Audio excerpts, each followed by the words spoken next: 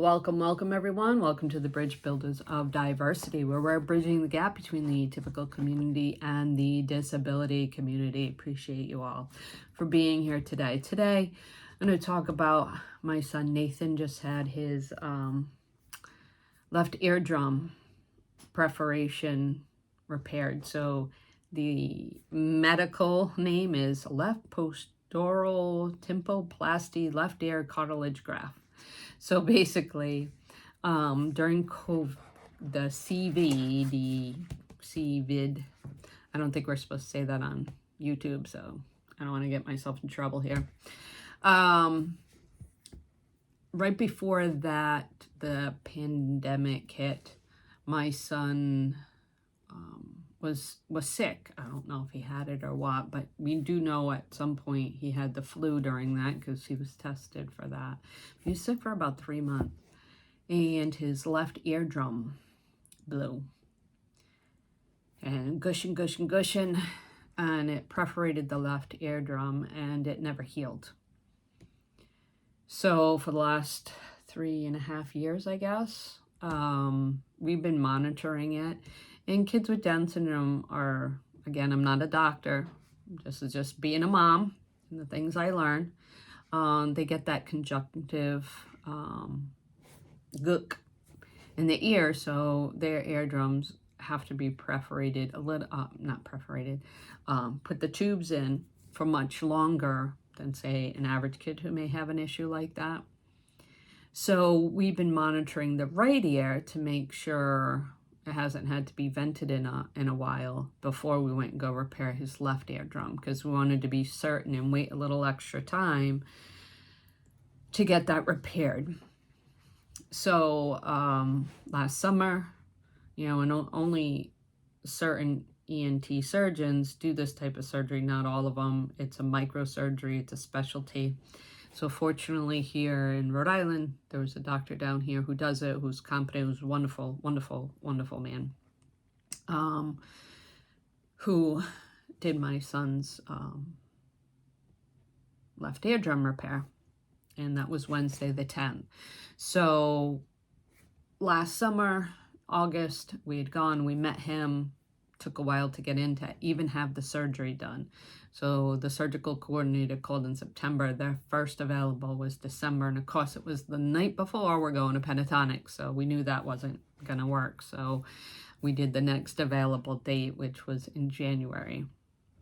So we finally had that done. The surgery took about an hour and 15 minutes or so. So they basically cut behind his ear, take the cartilage from behind the ear to rebuild the drum part of the eardrum. This will help with prevention of infections, because anybody who has kids with tubes, you got to be careful with water, forced water getting the ear, water getting behind the eardrum, which can cause infections. Again, I'm not a doctor. This is just me being a parent, my understanding of these things.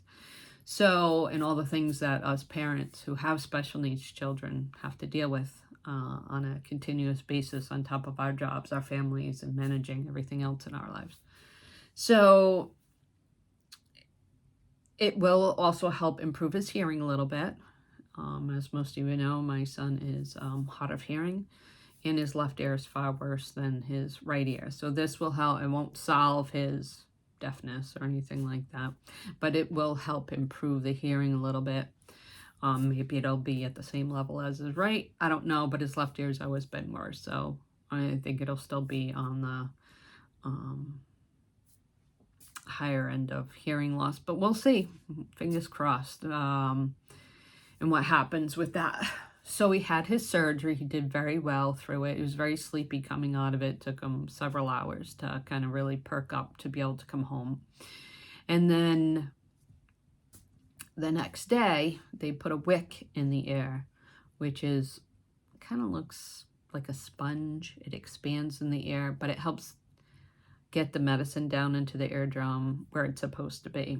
So it's kind of important. So lo and behold, we took the compaction impression off the next day like we're supposed to, and all the outer stuff. well, every couple hours, I'm checking his ear for redness, swelling, making sure everything's going well. And I noticed there's nothing in his ear canal. So I'm like, oh my God. So I called the doctor's office. We had to go back in. We had a late day afternoon appointment to have that re-put back in his ear, because it's very important after a surgery to make sure the medicine's getting where it's supposed to be. So he had to re-put it in there. So I was telling my son, don't take it out till he only has to have it in for a few days. Like Tuesday, he'll be getting it out. It's not like a super long time. So I'm like, don't touch it. So the doctor was gracious and sweet and replaced it in his ear. So, and we'll have our follow-up appointment on Tuesday, and then he has another one in a couple weeks to check on the progress of his newly repaired eardrum, which, you know, after the surgery, they said he didn't have any problems, but the equilibrium, obviously, when you're dealing with the middle ear there, can cause a little dizziness, whatever, but he seemed to do really great. So wonderful to see. I'm sure he probably won't be able to wear his hearing aid maybe for a week or two till that ear's healed up, because it's, you know, they cut right behind it and everything. So it might be a little sore and tender for a little bit. So, but we'll find all that out on Tuesday when we go back to get the wick out and check on the progress of his surgery. So